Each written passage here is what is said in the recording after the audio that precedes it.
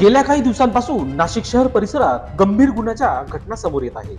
त्याच अनुषंगाने नाशिक रोडच्या भारतभूषण सोसायटीमध्ये देखील असाच प्रकार उघडकीस आला असून मोठमोठ्याने आरडाओरडा करत मी स्वतःला संपून टाकेल असं बोलून पोलिसांवर मुसळी फेकून बातफिरूने दुडगूस घातल्याचा प्रकार घडला आहे. या घटनेने परिसरात एकच खळबळ उडाली असून नागरिकांमध्ये भीतीचे वातावरण पसरले होते. याबाबत अधिक माहिती अशी, नांदगाव तालुक्यातील कुसमते गावातील किशोर शांताराम पांडे वय वर्ष 32 हा तरुण मानसिक आजाराने पीडित असून नाशिक रोड मधील भारतभूषण सोसायटी येथे बहिणीकडे राहत होता.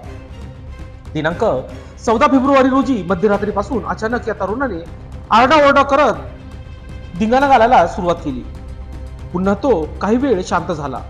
मात्र दिनांक 15 रोजी सकाळी 10:30 वाजेला रो हाऊस मधील वरच्या मजल्यावर खोल्या